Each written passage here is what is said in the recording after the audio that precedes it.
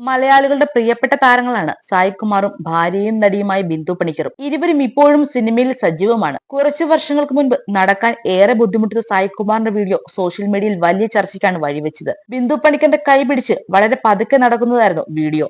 സായികുമാറിന് ഇത്ര പെട്ടെന്ന് എന്ത് പറ്റിയെന്നാണ് ആരാധകർ തിരക്കിയത്. എന്തെങ്കിലും ഗുരുതര അസുഖം അദ്ദേഹത്തിന് പിടിപെട്ടോ എന്നടക്കമുള്ള ചോദ്യങ്ങളും ഉയർന്നിരുന്നു.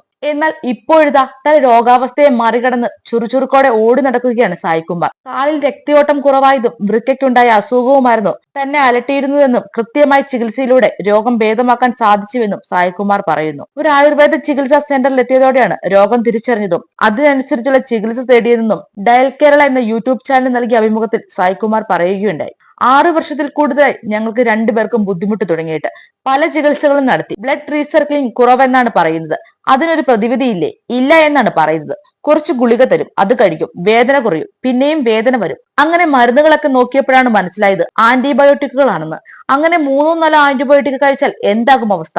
അങ്ങനെ ആന്റിബയോട്ടിക് നിർത്തി. പിന്നെ രോഗത്തോട് മാനസികമായും ശാരീരികമായും പൊരുത്തപ്പെട്ടു.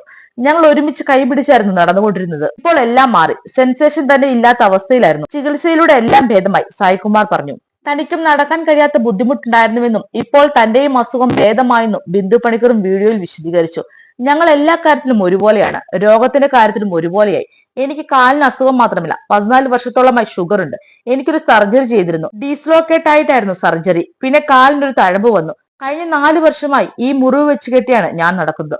ഷൂട്ടിങ്ങിന് പോകുമ്പോഴും ഡ്രസ്സ് ചെയ്യേണ്ടി വരും. കാലിലേക്ക് ബ്ലഡ് സർക്കുലേഷൻ വരാത്തതുകൊണ്ടാണ് മുറിവ് ഉണങ്ങാതിരുന്നത്. അതെല്ലാം ഇപ്പോൾ ശരിയായി എന്നും താരം വ്യക്തമാക്കി. പുതിയ സിനിമാ സീരിയൽ വാർത്തകൾക്കായി ഈ ചാനൽ ഒന്ന് മറക്കാതെ സബ്സ്ക്രൈബും ചെയ്യുക.